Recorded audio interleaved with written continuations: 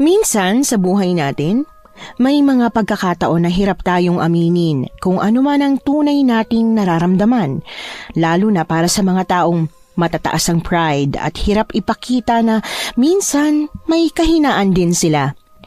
Pero paano kung yung pagbaba ng pride at pag-amin ng kahinaan ay ang siyang tulay para maging mas masaya ka sa buhay mo? Katulad na lang ni Amanda, isang siga at matapang na dalagang manunugis ng aswang. Dahil sa taas ng pride niya, kinailangang karanasan pa mismo ang magsampal sa kanya ng katotohanan para lang umamin siya. Ito ang kwento ni Amanda, isang dalagang taga-bukid na kilalang manunugis ng aswang at kung paano niya haharapin ang isang kahinaan niya.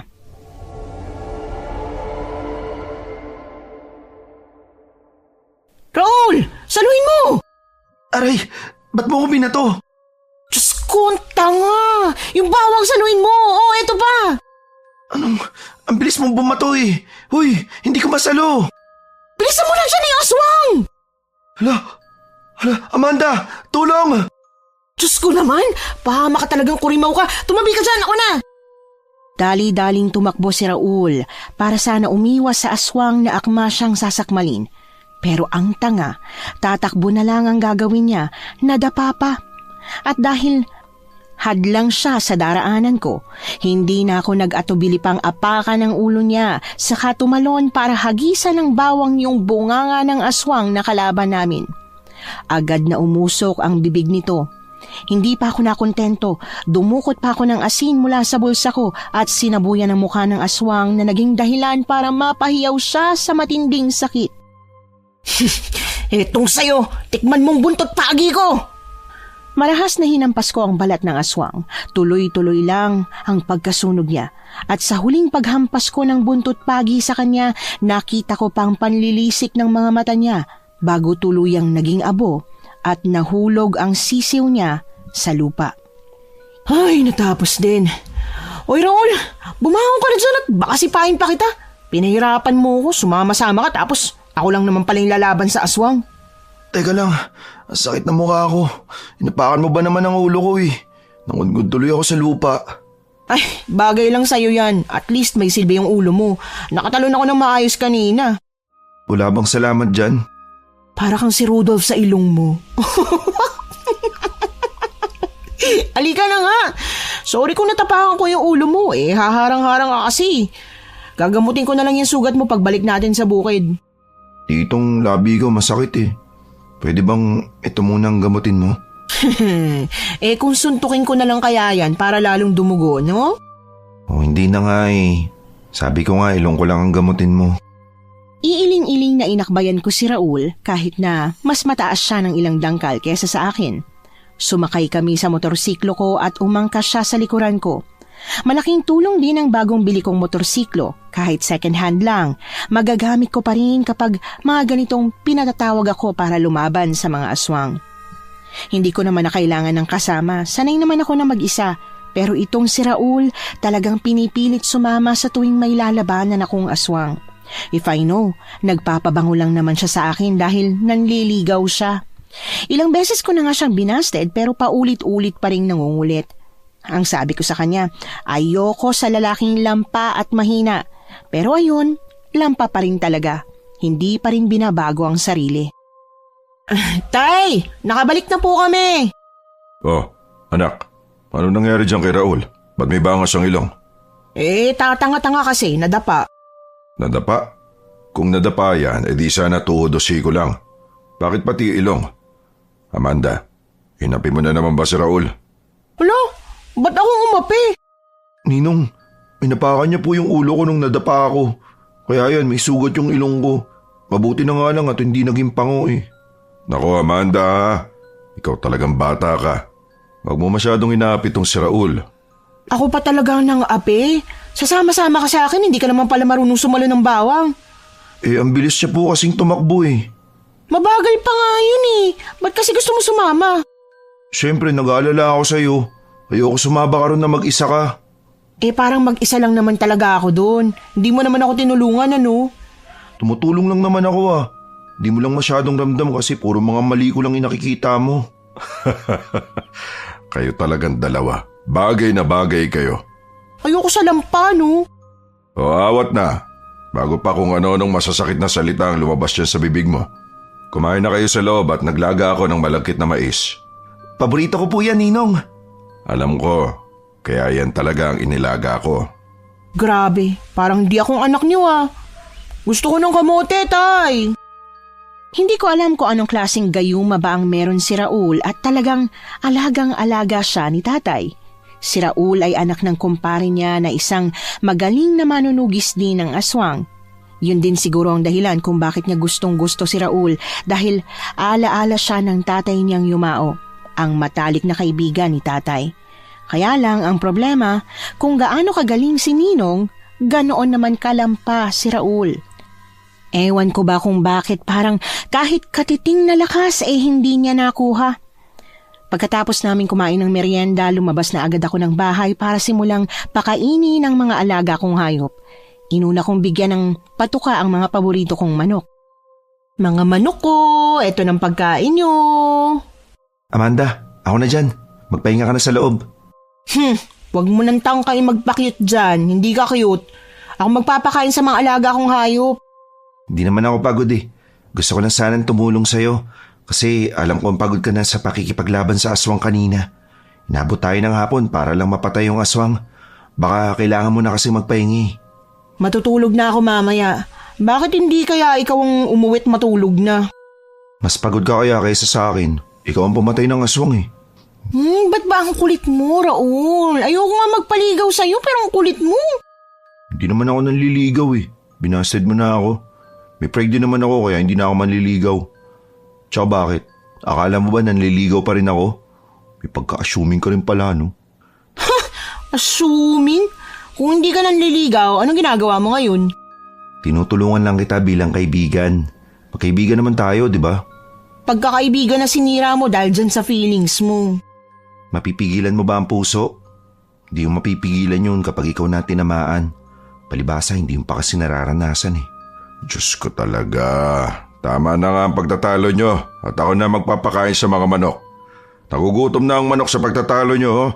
Akin na yan, Amanda. Matulog ka na sa loob. At ikaw naman, Raul, umuwi ka na sa inyo at sigurado inihintay ka na ng nanay mo. Kakamot-kamot na tumango si Raul at umuwi na. Pag si tatay ang nagsabi sa kanya, sunod agad siya. Pero pag ako, ang tagal. Ang dami pang palusot. Dahil kinuha ni tatay ang patuka sa manok na hawak ko, dumiretso na lang ako sa likod bahay kung saan naroon naman ang mga baboy. Pero agad akong hinabol ni tatay at hinatak ang tenga ko. Aray ko, tay! Bakit po ba?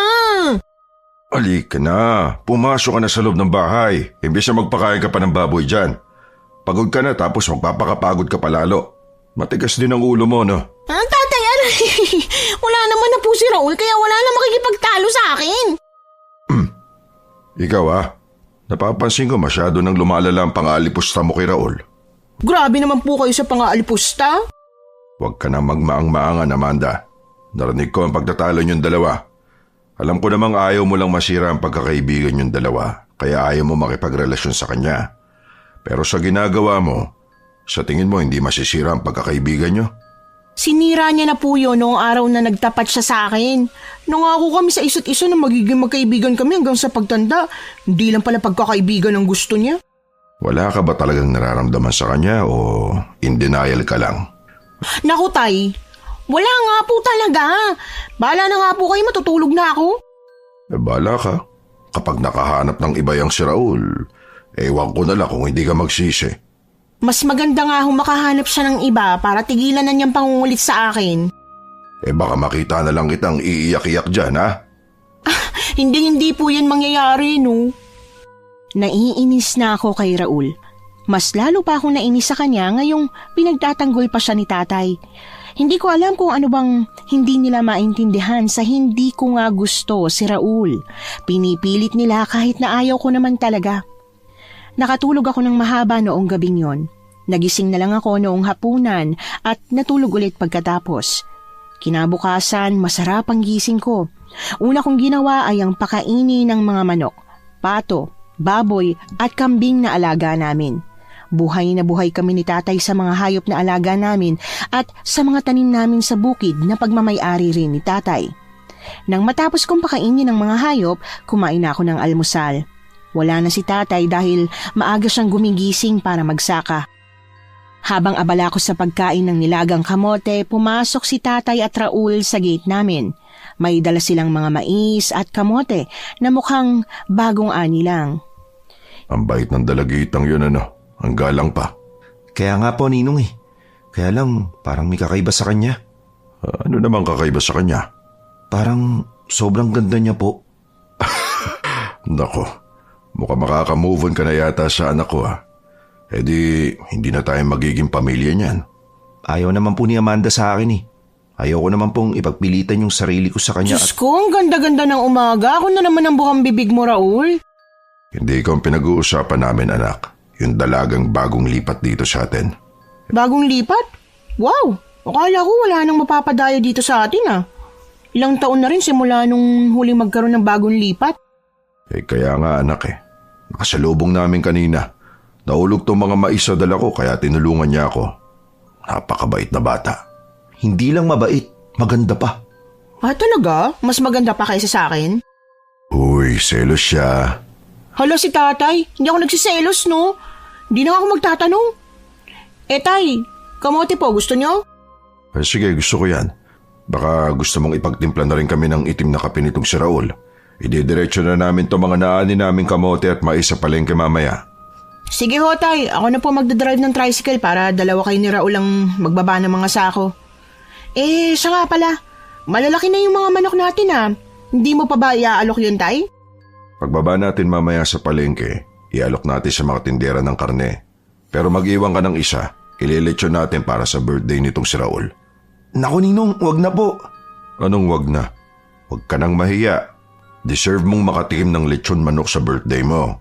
Abay, pinakakain mo rin naman ang manok na yan. Ayun na nga po Ninong Kaya po ayoko. Anong ibig mo sabihin? Kasali po ako sa nag-alaga niyang manok Napaka-sentimental mo talaga, Raul. Tay, bilahan mo na lang ng manok yan kay Aling Inday. Ala, wag na. Sayang, mas mahal kay Aling Inday. Nakakahiya. Hayaan mo na anak. Saka na lang natin yung pag-isipan sa susunod na linggo kapag birthday mo na. Hindi ko maiwasang ngumisi dahil sa kalokohan ni Raul. Ganyan kasi talaga siya mula pa noong mga bata kami. Kapag siya ang nag-alaga ng mga hayop, ayaw niyang kainin. Iniisip pa lang daw niya kung paano niyang pinalaki at pinakain ng mga manok na kokonsensya na siya.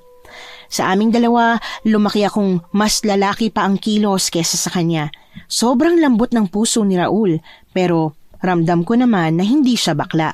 Sadyang ganun lang talaga siya. Nang matapos magkape at kamote sila tatay at Raul, dumiretso kami sa palengke. Ako ang magdadrive ng tricycle habang si tatay ang bantay sa mga sako ng mais at kamote. Si Raul naman ay nasa likod ko. Raul, kumapit kang maigi, malubak ang daan. Nakakapit naman ako sa likod ng motor mo.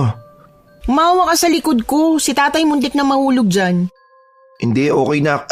Aray ko! Dahil sa malaking batong lubak, tumalon ang tricycle at muntik na siyang mahulog. Kung hindi lang siya napahawak sa bubong, baka natuluyan na siya. Napailing na lang ako sa kaartihan ni Raul, daig pa ang babae. Ay, yumakap ka nga sa akin. Tingnan mo, sa susunod na lubak, mahuhulog ka na talaga dyan. Kulit mo rin Raul, take your chance. Once in a lifetime ka lang makakayakap sa anak ko. Tatay! Tawa ng tawa si tatay sa loob ng tricycle habang si Raul yumakap na talaga sa bewang ko. Gusto kong matawa, lalo na't nakikita ko ang nahihiyang mukha ni Raul sa may side mirror ng motorsiklo. Bawat lubak, umaalog kami, kaya medyo natatamaan yung ilalim ng dibdib ko. Hoy! Chancing ka! Ibaba mo yung braso mo! Hindi naman ako nananansing Malubak lang talaga. Pulang-pula na si Raul dahil sa pangaasar ko sa kanya. Minsan, nakakatuwa rin talaga siya Moreno pero namumula kapag tinutukso. Napailing na lang ako at nagpatuloy sa pagmamaneho. Maya-maya pa nakarating na rin kami sa palengke. Nang huminto ang tricycle, mukhang wala pang balak humala sa pagkakayakap sa akin tong si Raul. Oh, Raul, Tapos ang maliligayang oras mo. Bitiwan mo na ang anak ko. Ay, sorry po, Ninong. Bumaba ka na dyan at magbababa na tayo ng mga sako ng mais at kamote. Opo, eto na po. Tay, papasok na po ako sa loob. Mag-aalok na muna ako ng manok at pato. O siya, sige. Hintayin ka na lang namin sa tricycle kapag hindi ka pa nakabalik. Sige ho, tay. Saglit lang naman ako. Pumasok na ako sa palengke at pumunta sa parte kung saan nagbebenta ng mga karne. Nagsimula na akong mag-alok ng manok at pato. Habang inililista ko ang mga umorder sa akin, nakaramdam ako ng kakaiba nang may dumaang babae sa gilid ko. Kunot noong lumingon ako pero hindi ko na nakita ang mukha niya, basta't mahaba ang itim niyang buhok at maputla ang balat.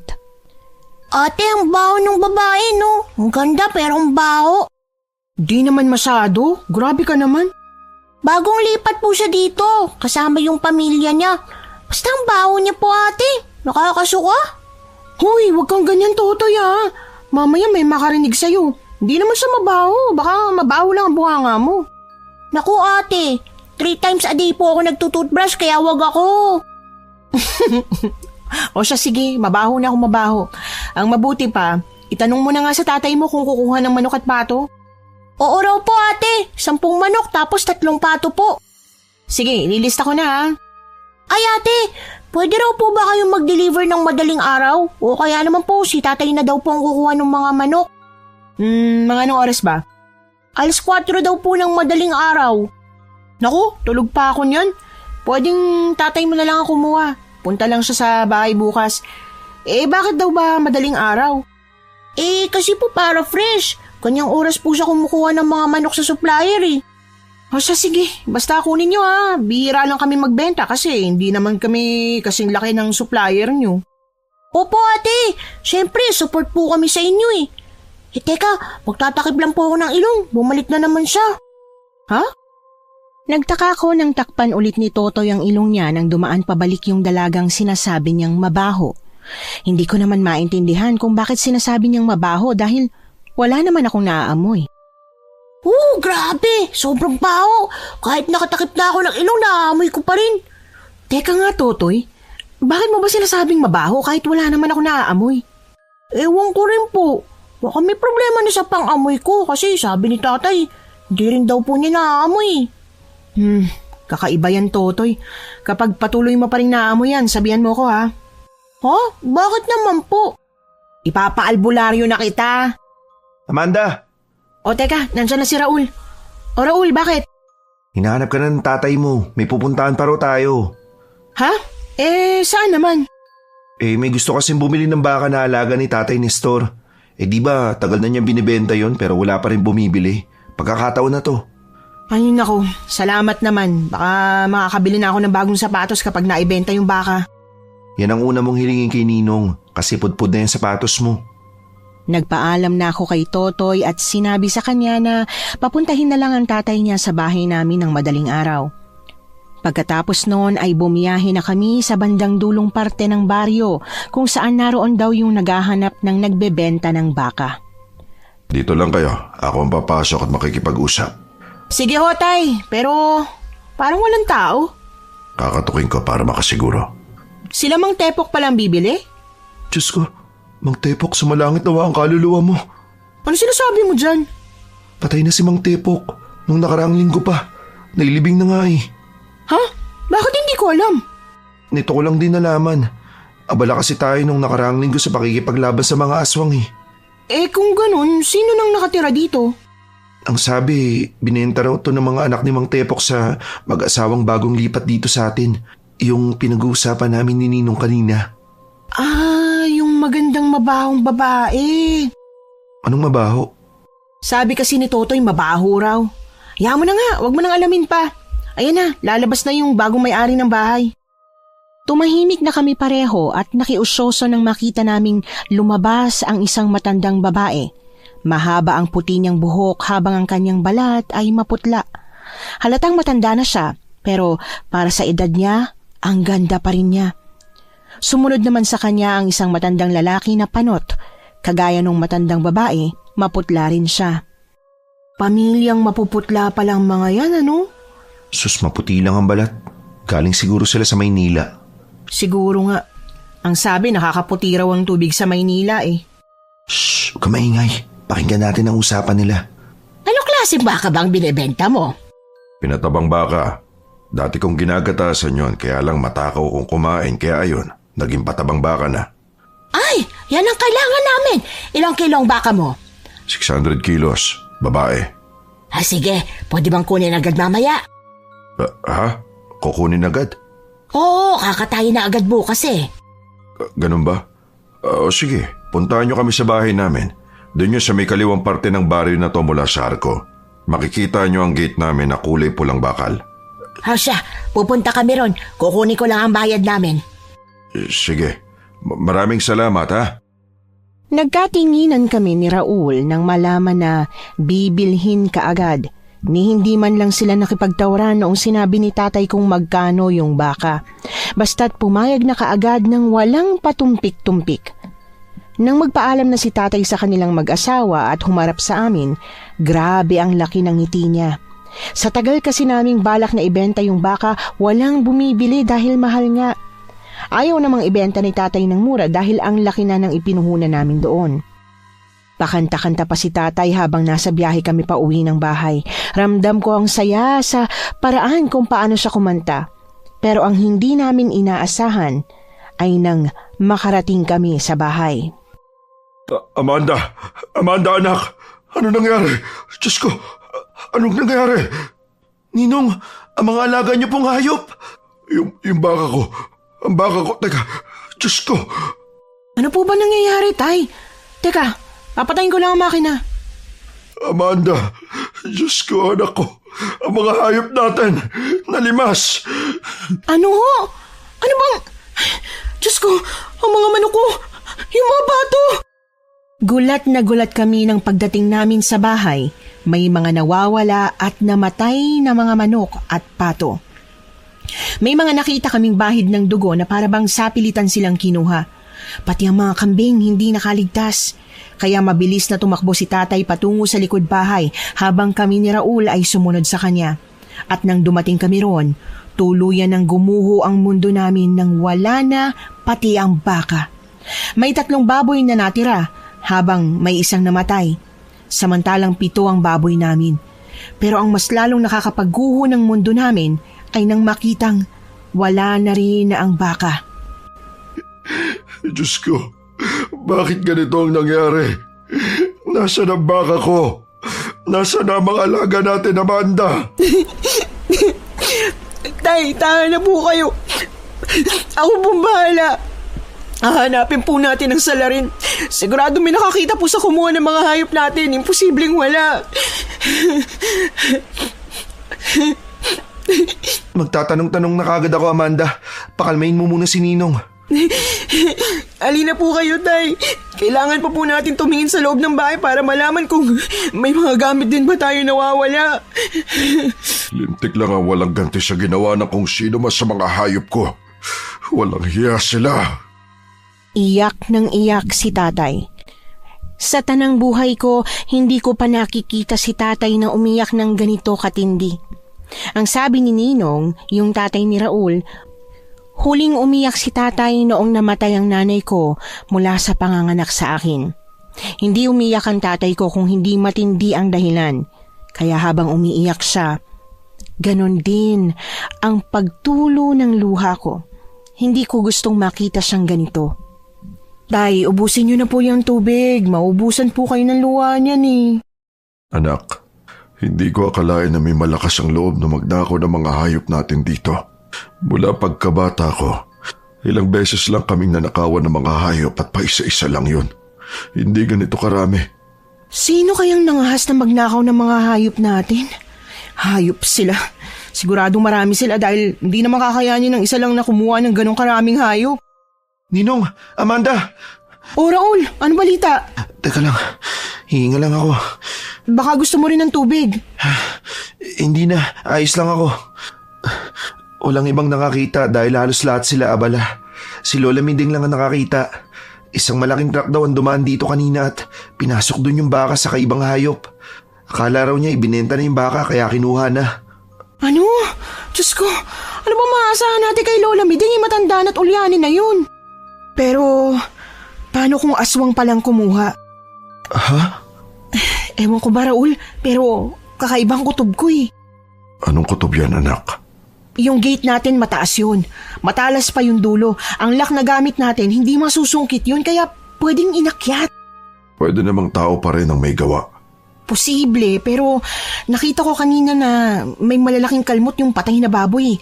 At yung manok po, may malaking kagat sa tiyan. Parang kagat ng hayop. Sigurado ka ba, anak? Umiiyak po kasi kayo kanina kaya hindi nyo nakita. Ngayon ko lang din napagtanto. Tsaka, sinong aswang naman ang mga angahas na pasukin ng bahay ng isang manunugis? Posibleng hindi nun alam na manunugis tayo. Posible nga. Baka yung dalaga mabaho ang aswang. Dalaga mabaho? Oo, yung sinabi mong maganda, sabi ni Totoy mabaho raw eh. Hindi naman maganda kung magbibintang tayo, Amanda. Tsaka hindi siya mukhang aswang eh. Hindi mukhang aswang kasi maganda, ganon? Hindi naman sa ganun. Pero masama nga lang talaga yung magbintang. Tama si Raul. Ay, nakakapanginayang talaga ang mga alaga nating hayop. Ang mabuti pa, maghagis tayo ng asin sa paligid ng bahay natin. Mabuti pa nga po, Tay. Magtatawag na rin ako ng albularyo para tingnan kung totoong hinala ko. Mabuti pa para makasiguro tayo. Hindi na namin pinatagal pa. Agad-agad kaming nagsaboy ng asin sa paligid ng bahay namin, lalo na sa mga kulungan ng hayop. Naglagay din si tatay ng nakabaliktad na walis tingting sa tabi ng gate. 2 at magkabilang parte para sigurado. Ang laki ng pagsisisi namin na hindi na namin ito ginagawa dahil lang matagal na. Simula noong huling may dumayong aswang dito sa baryo namin.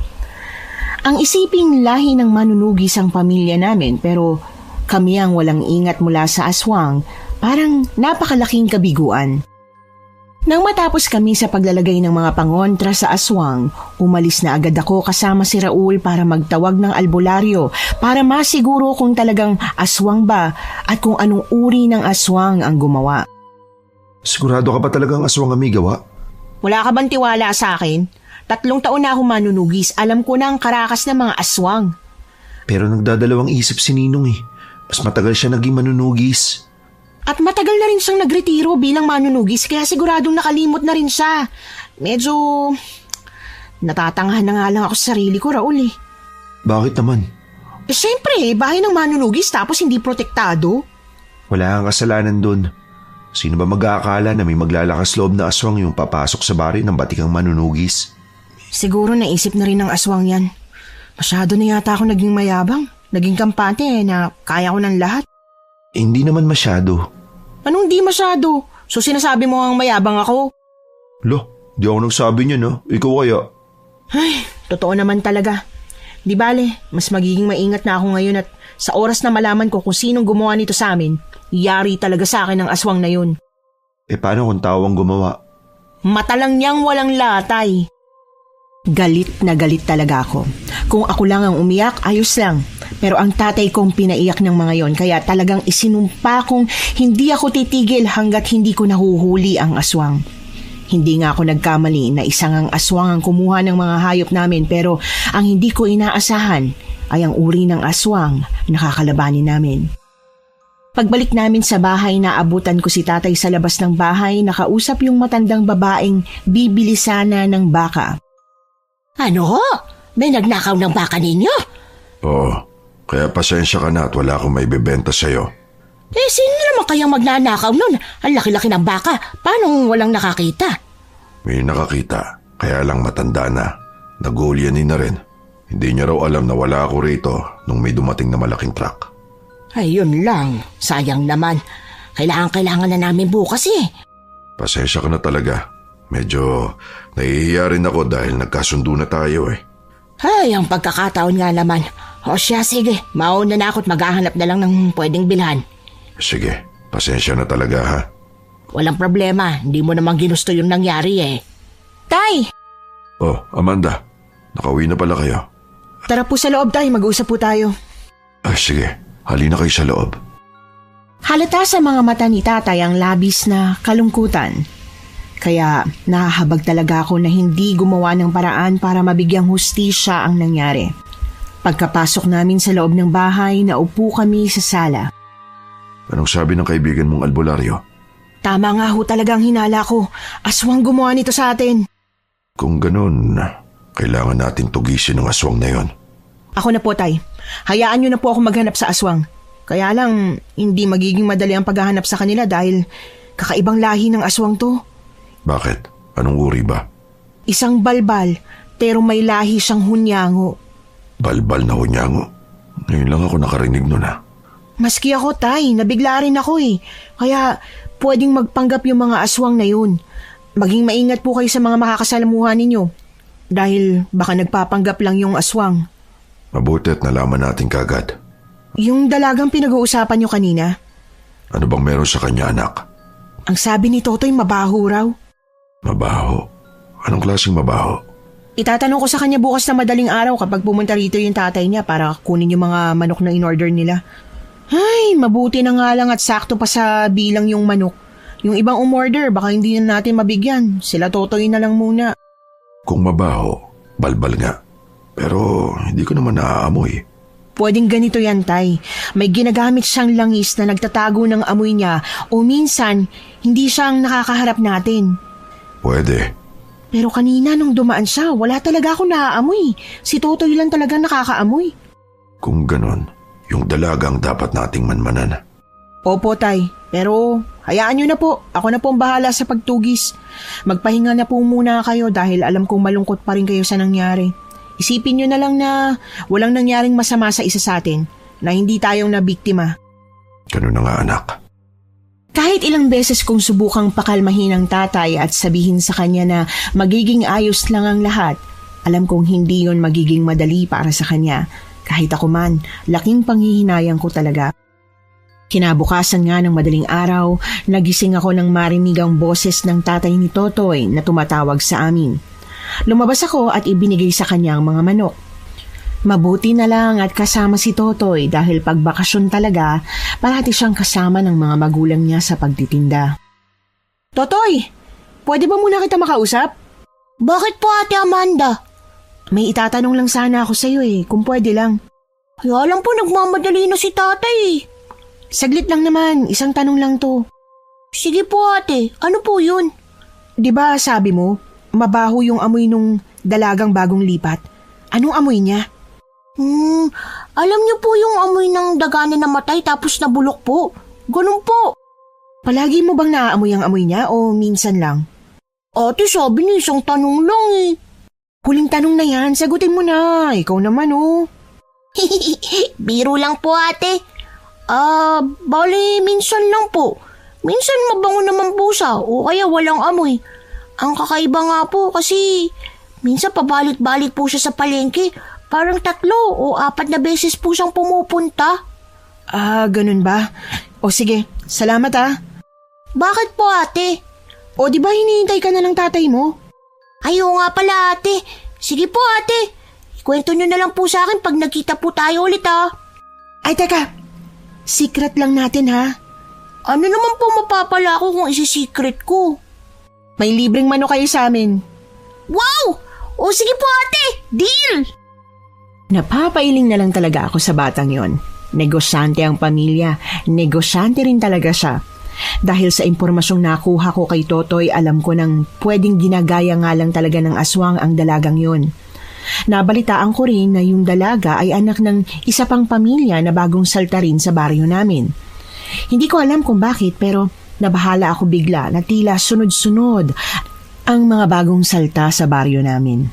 Ngunit hindi lang bagong salta ang naging sunod-sunod dahil isang balita ang bumungad sa amin makalipas ang 2 araw matapos ang pagnanakaw ng mga hayop namin. Habang abala ako sa pagwawalis ng mga tuyong damo sa tapat ng bahay, dumating si Raul. Nakakalungkot na balita, Amanda. Bakit? Ano yon? Namatay si Lola Mideng. Ang lakas pa niya kahapon Nakita ko pa nga siyang sinisipa yung apo niyang matigas ang ulo. Ano raw ang nangyari? Ang balita, inatake raw siya sa puso. Nako, di mo talaga masasabi ang panahon. Kahit malakas pa, kapag oras na talaga ng tao, kinukuha na. Kaya nga Si tatay pala, di ba magkasama kayo sa bukid?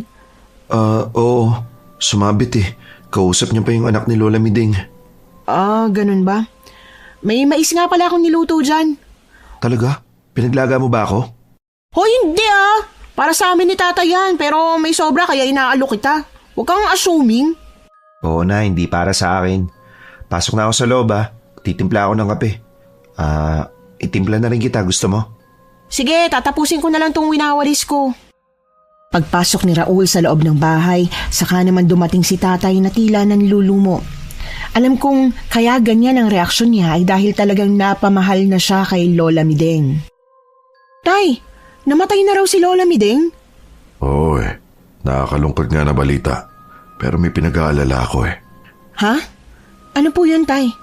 Kasi, ang sabi ng anak niya, kaninang madaling araw daw, bago mamatay ang nanay nila, kahul daw ng kahul ang aso nila. Pinapatahimik nga raw nila. Kaya lang ayaw raw tumigil hanggang sa makita na lang nila si Lola Miding nitong umaga lang nawala na. Dinala nila sa ospital at ang sabi, atake sa puso raw. Yung kahul ba ng aso nakakapag-alala, Tay? Oo anak, napaisip ako bigla. Si Lola Miding lang ang nakakita ng pagkuha ng mga hayop natin. Hindi kaya pinatay siya ng mga aswang? Naku, Tay, hindi naman po siguro. Inatake sa puso. Tsaka may sakit naman po talaga si Lola Mideng, di ba? Yun na nga. Ay, ewan. Iba talaga ang kaba ko. Wag na po kayo masyado mag-alala, Tay. Minaman-mana na namin yung dalagang bagong lipat, pati na yung pamilya niya. Mahuhuli na po natin yung aswang sa lalong madaling panahon. Sana mahuli niyo na ang aswang. Hindi kasi namin pwedeng hulihin basta-basta dahil hunyango yung aswang. Hindi po tayo sigurado kung yung dalaga ba talaga yung aswang o may aswang pang iba. Teka nga po, Tay.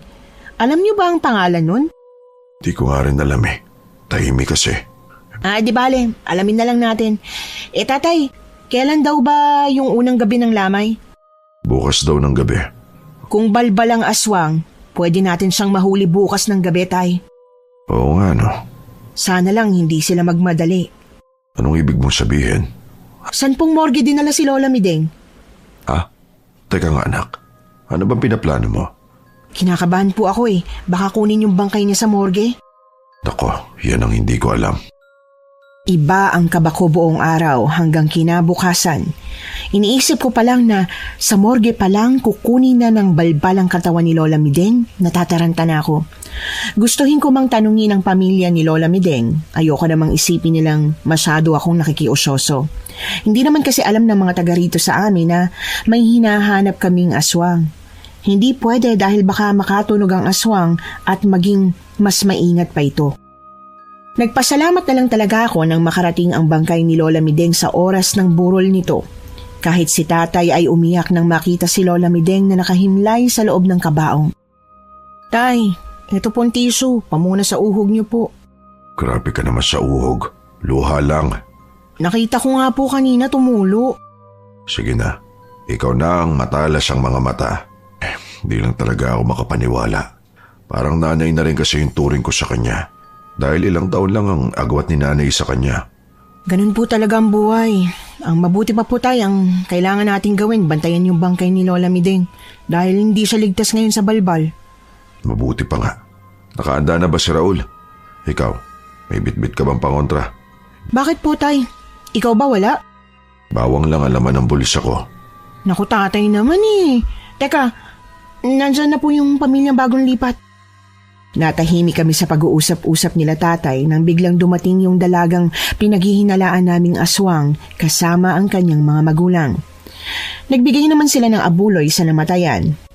Pagkatapos ay naupo sa isa sa mga upuan na medyo malayo sa amin. Mabuti na lang at naroon na rin sina Totoy. Minabuti kong puntahan si Totoy para alamin kung may naaamoy ba siya. Bakit po ate? Ano po yun? Wala lang naman. Itatanong ko lang sana kung may pinagsabihan ka ba. Ang alin po? Nung usapan natin kaninang umaga. Gets ko na po ate. Wala naman akong pinagsabihan. Yung libreng manok ko po Siyempre ano ka ba? Ang usapan-usapan. Kailan niyo po ibibigay yung manok? Sa tamang panahon. Kailan pa po ba magiging tama ang panahon? Ay, ano ka ba naman? Siyempre maniniguro na muna ako na hindi mo talaga ipagsasabi kahit na kanino. Baka mamaya kapag binigay ko na yung manok, bigla mo ipagkalat Ate naman, para naman akong iba. Ibibigay ko rin yung manok. Siguro sa susunod na linggo. Ano, deal? Sige po ate, walang problema. Pero bago yun, pwede ko bang matanong kung naaamoy mo rin ba yung mabaho ngayong nandito siya? Hindi po ate. Mabango naman po siya ngayon. Baka po naligo. Sige. Walang problema. Sikreto lang natin, ha? Opo ate. Matapos kong kausapin si Totoy, tumayo na muna ako mula roon at tinapik ang balikat niya bago ako bumalik sa pwesto kung nasaan sina Tatay at Raul. Pareho silang nakiusyoso sa kung ano man ang sinabi sa akin ni Totoy at pareho ring nadismaya sa naging sagot ko. Kung wala ang balbal na hunyango, nasaan kaya? Tay, hindi natin sigurado kung wala nga ba talaga o magaling lang talaga magtago. Sigurado ako sa mga oras na to. Nakatiktik na sila na ramdam na natin ang presensya nila. Kaya nagtago na sila ng amoy. Kahit tong medalyon ko hindi gumagana eh. Ang lupit din ng anting-anting nila, ano? Ano bang magagawa ko, Amanda? Parang wala akong magawa para tumulong sa'yo. Basta standby ka lang dyan, ha? Sasabihin ko naman sa'yo kung sakaling kailangan na kita. Oo nga, huwag mong pilitin ang sarili mo, Raul. Kung may makita kang oportunidad na makakatulong, saka mo lang gawin. Pero kung wala, maghintay ka na lang muna. Hindi mo kailangan magpasikat dito sa anak ko. Hindi naman po sa nagpapasikat. Gusto ko lang po makatulong. Alam mo, Raul, nagtataka lang talaga ako sa iyo eh. Ang sabi mo hindi ka nanliligaw, pero tulong ka pa rin ng tulong sa akin. Hindi na nga. Gusto ko lang talagang tumulong.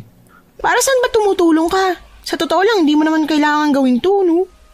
Basta tutulong ako. Kaya mo na siyang tumulong, anak.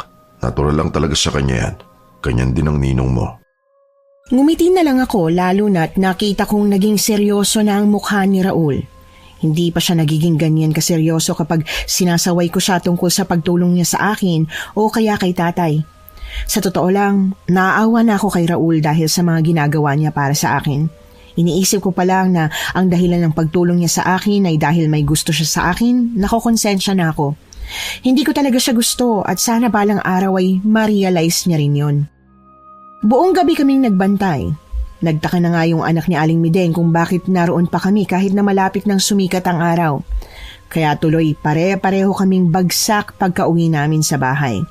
Si Raul, doon na rin sa amin nakitulog. Nagising na lang ako nang may narinig akong bumagsak sa labas ng kwarto ko. Ano ba yung bumagsak? Hala, Diyos ko! Diyos ko po! May nakahubad! Anong? Hoy!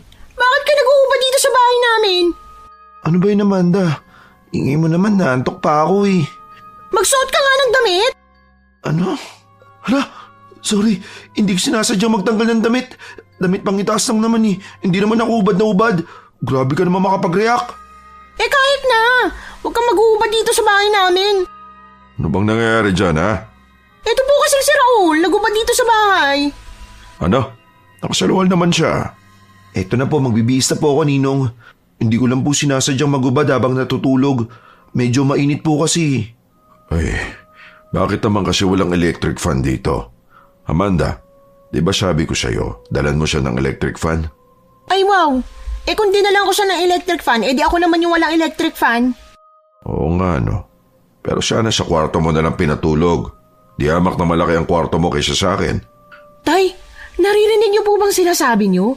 Baka mamay pagsamantalahan pa ako niyan. Pagsamantalahan? Ganun ba ang tingin mo sa akin, Amanda? Ha? Ano? Hindi, pero malay ko ba kung anong tumatakbo sa isip mo? Mula pagkabata, magkasama na tayo. At alam mong hindi ko magagawa yan dahil may respeto ako sa'yo. Wala, bakit nagagalit ka? Di ako nagagalit. Nasasaktan ako. Naku, ewan ko sa'yo. Ang dami mo pang sinasabi. Sana kasi kanina naghanap ka na lang ng electric fan. O kaya sana dumiretso ka na pa uwi sa inyo para hindi ka nagtiis sa init. Alis na po ako, Ninong Nelson. Sige. Umuwi ka na at baka hinahanap ka na ng nanay mo. Hapon na rin eh. Pagkatapos magbihis ng t-shirt, tumalikod na si Raul at lumabas ng bahay. Naiwan kami ni tatay na parehong hindi kaagad nakapagsalita. Ewan ko ba, pero nakaramdam ako ng matinding konsensya dahil sa nangyari. Kinwestiyon ko tuloy ang sarili ko kung may nasabi ba akong masama. At lalo pa akong nakonsensya noong pagsapit ng gabi, hindi siya sumipot para samahan kaming makipaglamay. Naku, lagot ka. Mukhang matindi na yata ang tampo sa'yo ni Raul eh. Naku tay, hayaan mo po siya magtampo. Wala namang masama sa sinabi ko. Totoo naman, diba? Paano kung pagsamantalahan niya ako habang natutulog ako? At sa tingin mo ba, ganong klaseng tao si Raul? Hindi. Kasi kilala naman niya ako na talagang walang prenong bibig ko. Hindi ko naman sadya yung mga nasabi ko sa kanya kanina. O ngayon, alam mo na, hindi sa lahat ng oras, buka lang ng buka ang bibig mo. Minsan kailangan mo ring ipreno yan para hindi ka makasakit ng tao. Ay, teka, ayun na pala siya. Ha? Saan? Ay, hindi, namamalikmata lang pala ako. Tatay naman! Humingi ka ng tawad kapag nagkaroon ka ng pagkakataon na makausap siya, ha? Sige na nga ho, tay. Baka nga talagang may kasalanan din ako. Nako, kung hindi rin naman sincero ang paraan ng paghingi mo ng tawad, wag na lang. Mas mabuting alamin mo muna kung ano ang dahilan kung bakit siya nagalit. Sige po, tay. Ako nang bahalang kumausap sa kanya kapag nagkaharap na kami. Baka naman uminit na naman ang ulo kapag nag-usap na kayo, ha? Tay, wala po ba kayong tiwala sa akin? Wala, kaya umayos ka. Baka multuin ako bigla ni paring Ramil. Ay naku, tay! Pupuntahan ko na nga lang si Totoy at tatanungin kung may naamoy na ba siya. Imbis na ipaglaban ko pa ang sarili ko kay tatay, umalis na lang muna ako at dumiretso sa upuan kung saan nakaupo si Totoy. Nanonood siya ng mga nagtotong eats, kaya pasimple ko siyang tinawag na lumipat muna ng ibang upuan. Bakit po ate? Ano po yun? Tungkol dun sa napag-usapan natin, hindi mo pa rin naman pinagkakalat, diba? Ang alin po? Yung tungkol sa naaamoy mo. Ha? Opo. Hindi ko po pinagkalat. Bakit po ate? Magtatanong lang sana ako ulit eh. May naamoy ka na ba ulit? Dun sa dalagang yun? Si Ate Belay po ba? Wala naman po ako naaamoy. Mabango po siya eh. Ganun ba? Belay palang pangalan niya. Saan mo nalaman? Narinig ko pong yun ang tawag sa kanya ng nanay niya. Teka.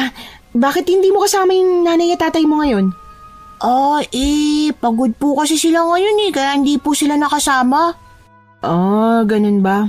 O siya, sige. Basta tuparin mo lang yung usapan natin ha. Ibibigay ko yung napag-usapan nating manok. Opo ate. Noong gabing yon, hindi pa rin nagpakita ang balbal at hindi rin dumating si Raul.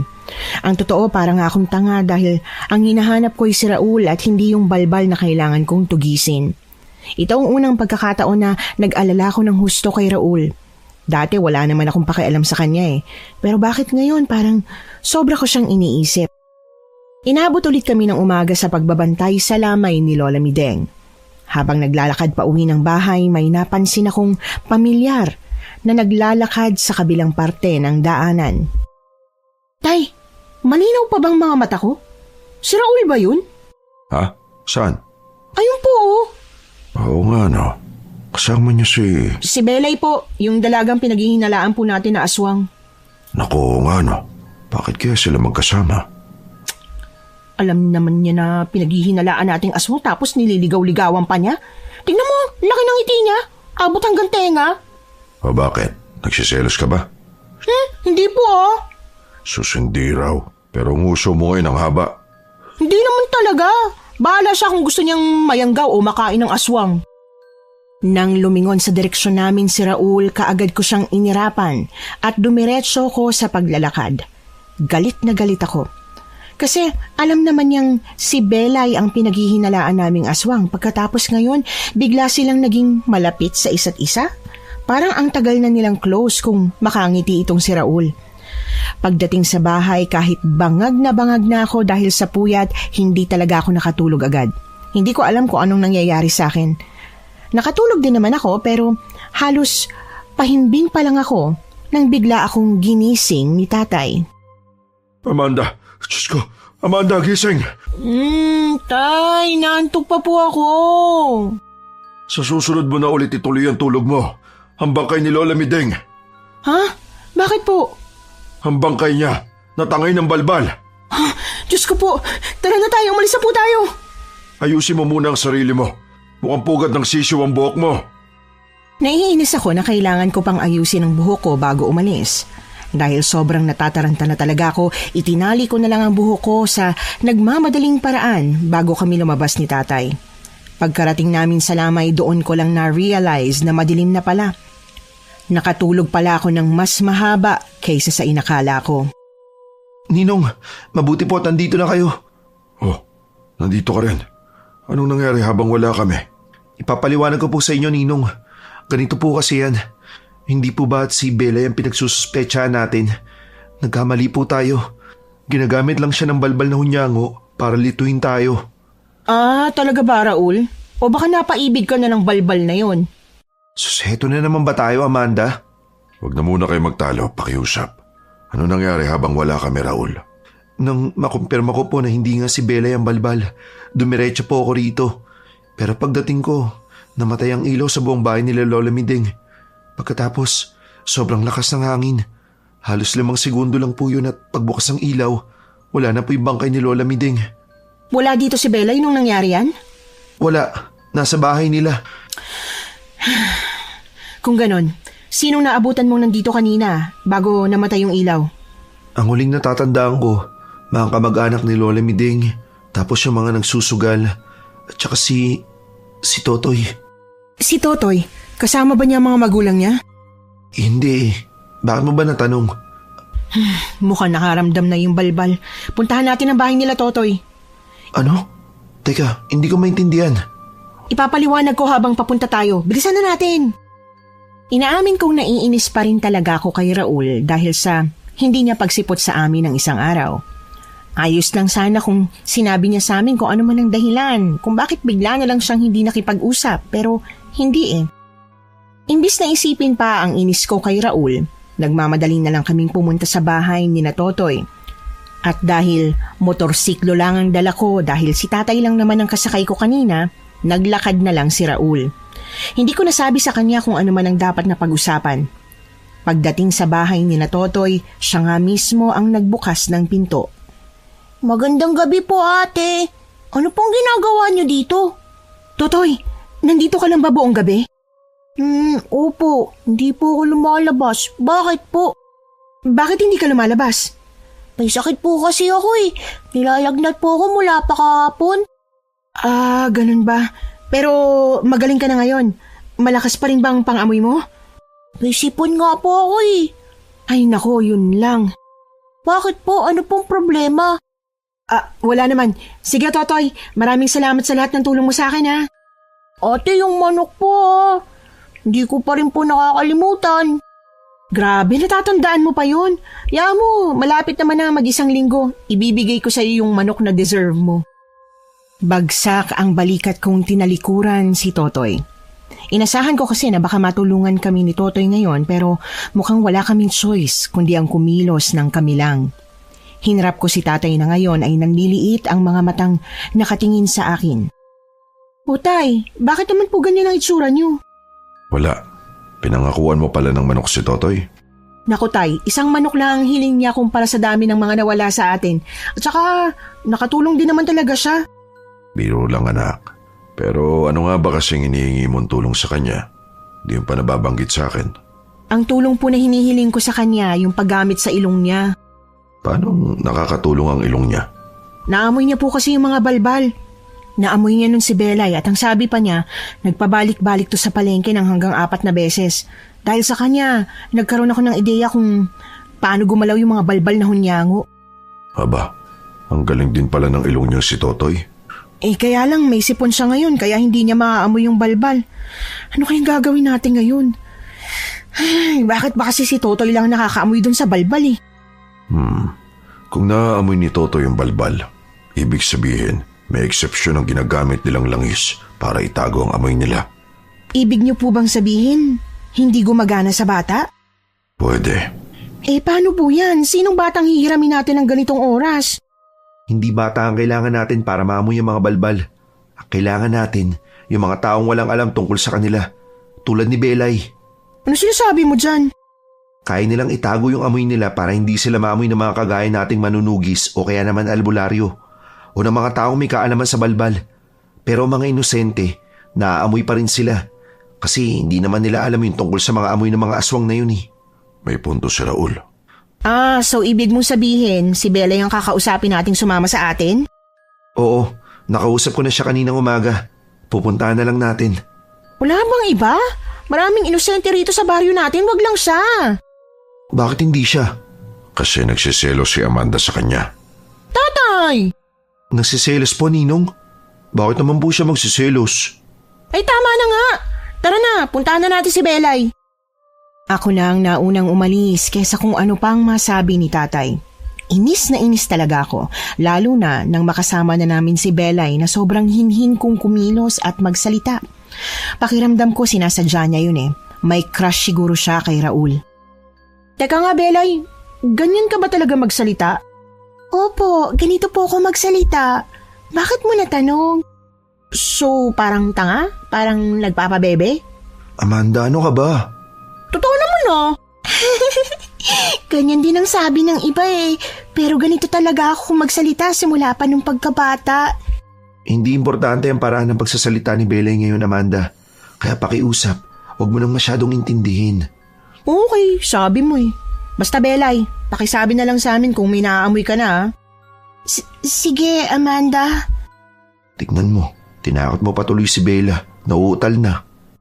Pinigilan ko ang sarili kong magsalita pa ulit dahil nakita ko si tatay na nakatingin sa akin. Parang pinapaalala ang bili niyang ipreno ko naman ang bibig ko kung minsan. Umuwi na muna kami sa bahay para kunin ko yung tricycle. Sumakay kami ron pero ang nakakatawa talaga, si tatay ang pinasakay sa likod habang si Raul at Belay ay nasa loob ng tricycle. Lalong nag-igting ang inis sa dibdib ko. Makakapatay talaga ako ng balbal na hunyango sa oras na mahuli na namin yun. Ang totoo, inip na ako sa kahihintay kung kailan ba sasabihin ni Belay na may naaamoy na siya. Panay naman ang tanong sa kanya ni Raul kung meron na daw ba pero palaging wala ang sagot niya hanggang sa malapit na naming marating ang dulo ng baryo. Ano, wala pa rin ba? Raul, baka mali ka nang inaakala.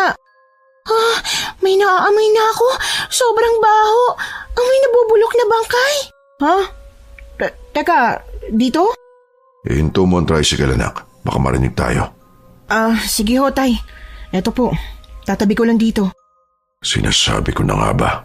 Anong sabi mo po, tay? Wala naman po kayong sinasabi Kakaiba ang pakiramdam ko sa mag-asawang nandyan sa loob.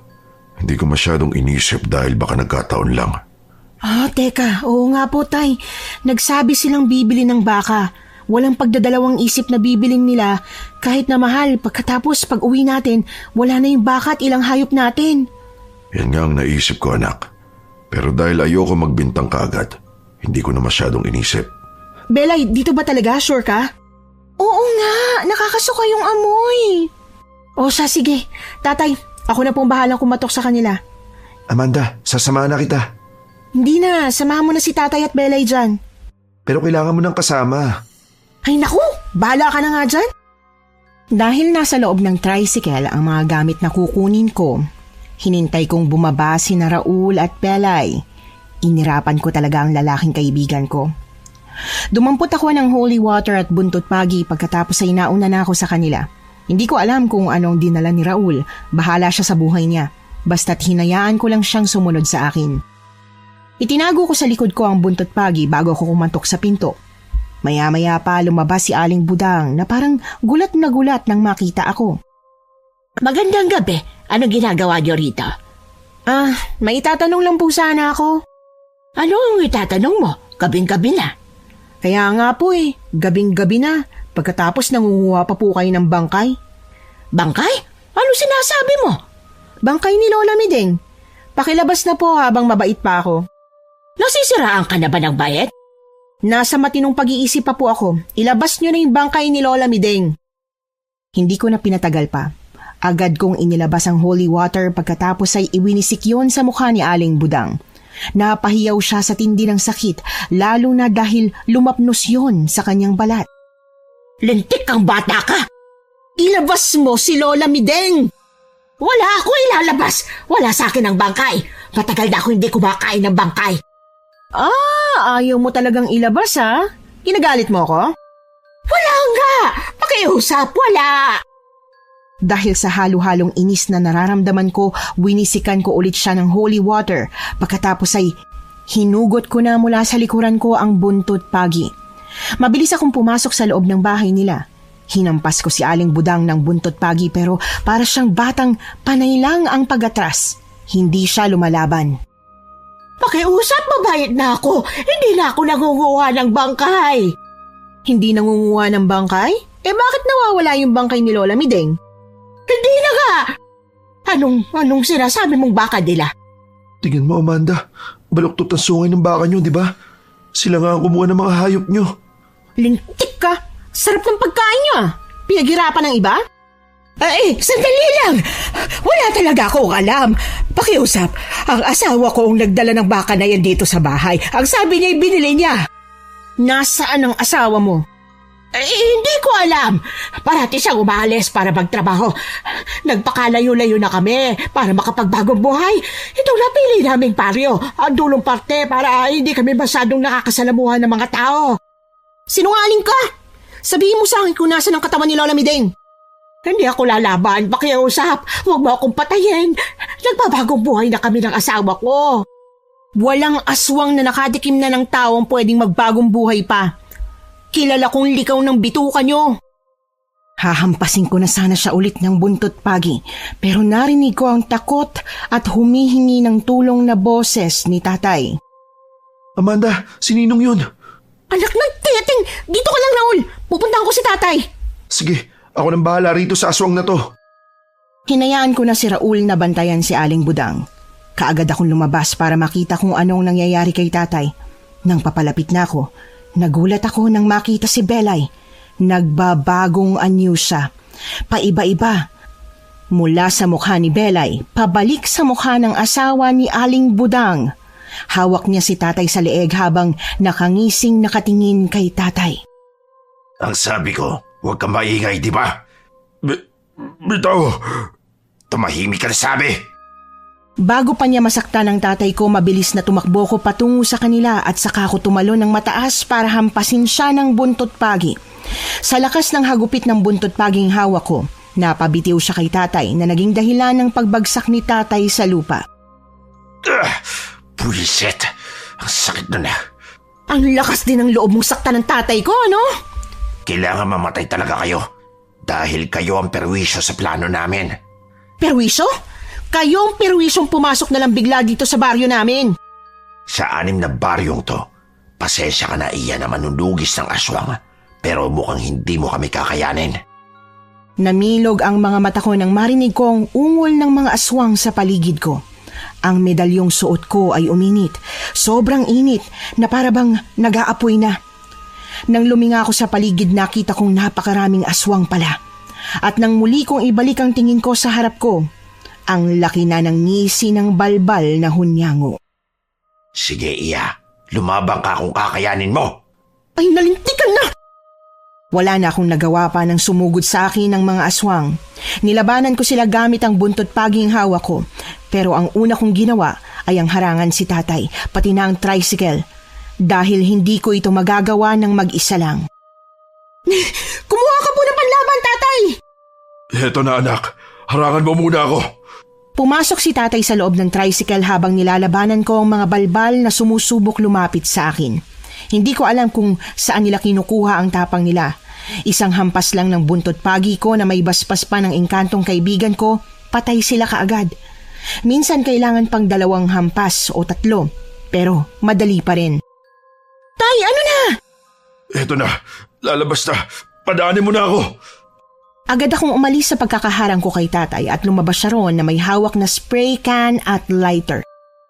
Anak, tumabi ka! Natataranta naman akong gumilid dahil alam ko na ang balak gawin ni tatay. Inispray niya ang hawak niyang spray can pagkatapos ay nagsindi ng lighter. Agad na nagliyab ang mga ulupong na aswang na sumusugod kay tatay. Wala ka pong kupas, tay. Siyempre, ako pa ba? Tara na po, tay. Tapusin natin yung mag-asawang balbal na yan. Ito ang sa inyo! Lumayo muna ako kay tatay at pinuntirya ko yung mga aswang na malayo pa sa kanya. Pinaghahampas ko sila ng buntot pagi. Kung may pagkakataon, binabasbasan ko sila ng holy water. Ayan, sige! Holy water kayo dyan! Pambawas ng kasalanan! Amanda! Amanda! Raul! Anong... Habang abala ko sa pakikipaglaban sa mga aswang, narinig ko ang boses ni Raul na humihingi ng tulong. Kaya hinaghilap ko siya at nakita ko ang kalaban niya ay mismong ang mag-asawang balbal. Wala siyang dalang panlaban kundi asin lang. Diyos ko naman, Raul! Kailan ka ba mababawasan ng pagkatanga? Amanda, tulungan mo na ako rito pakiusap. Napapailing na hinawi ko ang mga aswang para mabilis akong makarating kung nasaan siya. At nang malapit na ako, kaagad akong tumalon at sinipa yung lalaking balbal na malapit ng dakmain si Raul.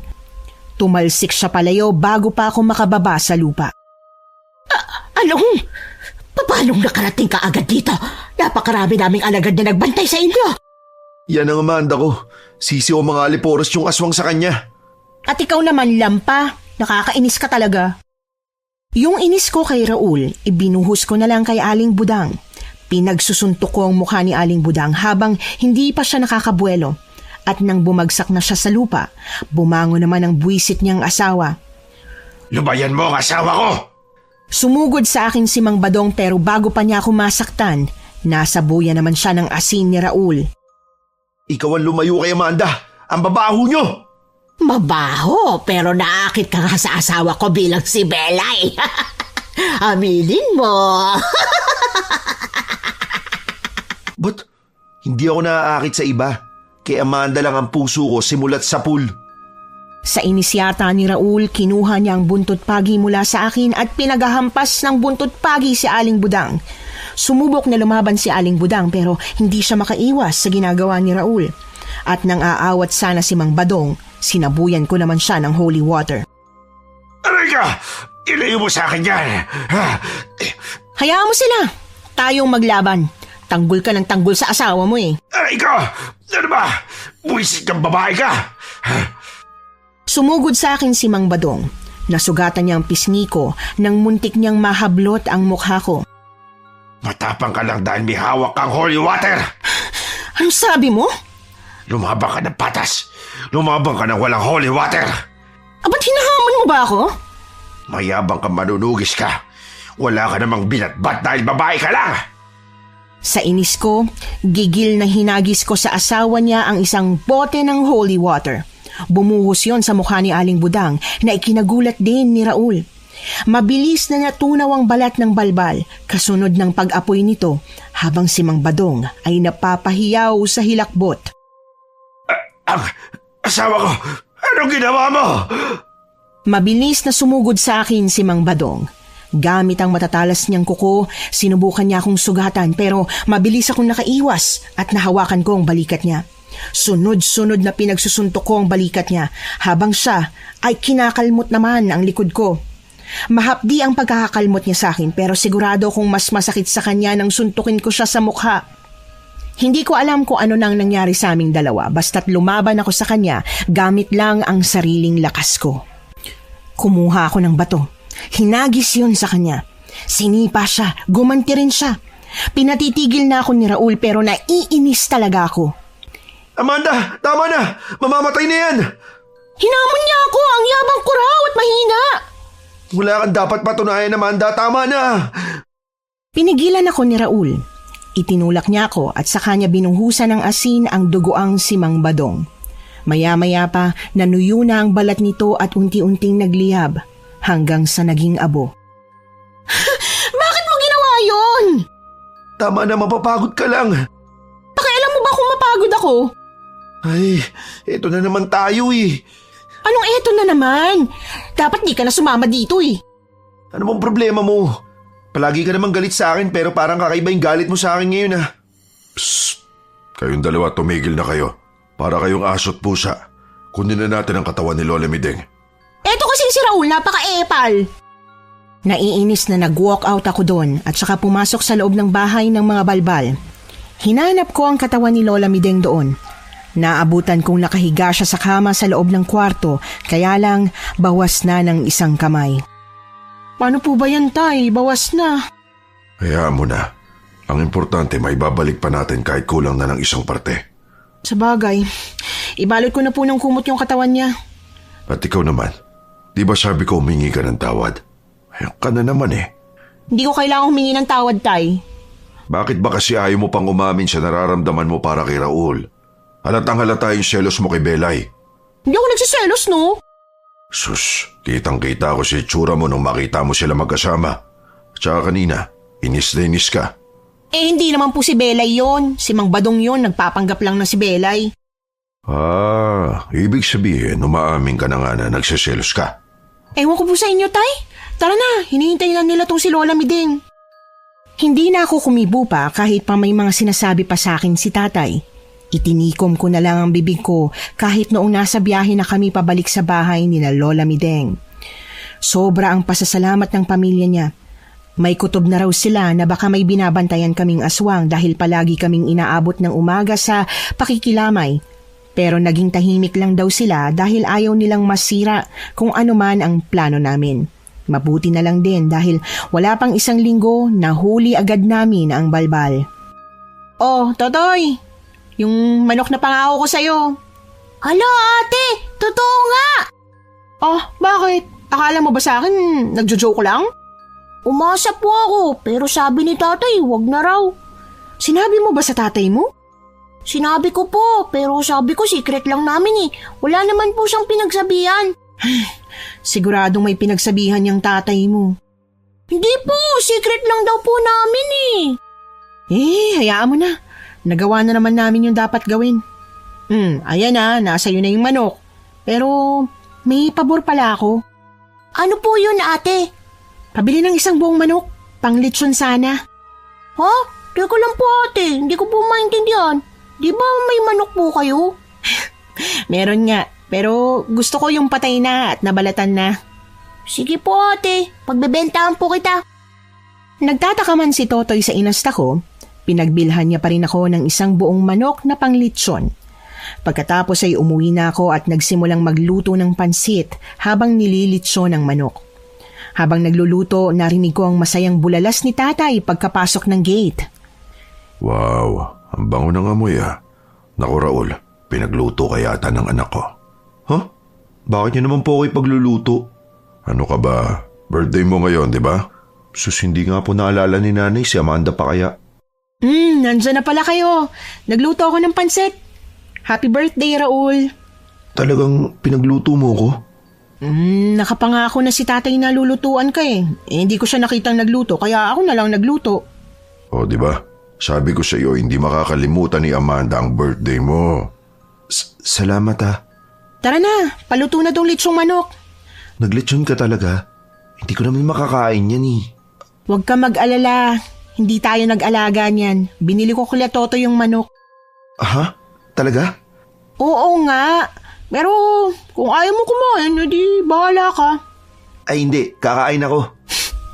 Mabuti kung ganun. Nagsimula na kaming kumain pagkaluto ng litsyong manok. Kitang-kita ko ang saya sa mukha ni Raul habang kumakain siya. Yung mga mata niya parang naluluha na habang kumakain ng pansit. Ba't parang iiyak ka na? Hindi ba masarap? Masarap, Amanda. Sobrang sarap. Baka napipilitan ka lang ah. Sabihin mo sa akin kung hindi talaga masarap. Masarap talaga. Hindi kasi yun yung iniiyakan ko. Akala ko kasi wala ka na talagang pakialam sa akin. Kasi hindi mo pinapansin ng ilang araw. Huwag ka na nga umiyak dyan. Sorry na nga. Ayan, huwag ka na umiyak. Para kang tanga. Bibili lang ako ng yelo, anak ha. Kayo muna dito. Tumayo si tatay at iniwan kaming dalawa doon. Alam talaga ni tatay kung kailan i-exit sa eksena. Promise, hindi na kita kukulitin na magkagusto sa akin. Basta huwag mo lang ulitin na hindi mo ako pinapansin ha. Ayaw mo na akong kulitin? Paano yan? Ako nang gustong kumulit sa'yo. Oo, hindi na kita kukulitin. Ano? Ang sabi ko sorry na. Hindi, may sinabi ka pa. Happy birthday ka ako. Amanda naman, sabi mo na ulit please. Naku, ewan ko sa'yo. Hindi ka lang palalampat tanga. Bingi pa. Kulitin mo lang ako, Amanda. Sasagutin agad kita. Wow, kapal ah. Amanda, baka naman kahit ngayon lang. Aminin mo na may gusto ka rin sa akin. Birthday ko naman eh. Pag inamin ko ngayon, hindi na ako aamin ulit bukas kasi tapos na ang birthday mo. Ayos lang, basta inamin mo na ngayon. Oo na! Oo na, at gusto nga kita. O ayan, happy na birthday mo? Oo naman, masayang-masaya na talaga. Tapos na ba kayo magkaaminan dyan? Eto na, soft drinks para pampalamig naman ang nagbabagan yung pagmamahalan sa isa't isa. Tatay naman, nakakadiri ka. Ano nakakadiri doon? Wala naman ako sinabing bastos. Ang corny. Palibhasa, paborito ni Raul ang mais. Oy, di dapat nagluto ka rin ng mais? Nagkatawanan na lang talaga kami noong sandaling yon. In denial pa talaga ako sa umpisa pero talagang sa huli, inamin ko pa rin yung totoong nararamdaman ko. Mahal ko si Raul. Hindi ko lang masabi kasi baka magkamali ako. Baka kasi sa huli, maghihiwalay lang din pala kami. Marami akong baka bago ko naipon yung tapang ko na umamin sa kanya. Sa huli, kahit hindi ko man inamin sa iba, inamin ko naman sa sarili ko na talagang si Raul ang kahinaan ko. Matapang at matatag akong babae, pero pagdating kay Raul, nanghihina ako. Sa ngayon po, 5 taon na kaming mag-asawa ni Raul at may isang anak na kami. Lampa pa rin naman siya pero gusto ko yun sa kanya. Kasi hindi naman siya magiging si Raul kung hindi siya lampa at tatanga-tangang na-in-love sa akin kahit medyo masama ang ugali ko. Kung bago lang kayo dito sa aming channel, huwag na pong mag-atubiling mag-subscribe at i-click na rin ang notification bell para updated kayo tuwing may bago kaming storya. Nag-a-upload kami ng bagong stories 2 to 3 times a week. At kapag nagustuhan niyo ang kwento ngayon, click like and mag-comment na rin. At kung meron kayong sariling kwento na gusto nyong ibahagi sa aming channel na malay nyo isang araw ay maitampok din natin sa isa sa ating mga storya. Pwedeng-pwede nyong i-email yan sa missanhorrorstories@gmail.com. Dire-diretso lang, missanhorrorstories@gmail.com.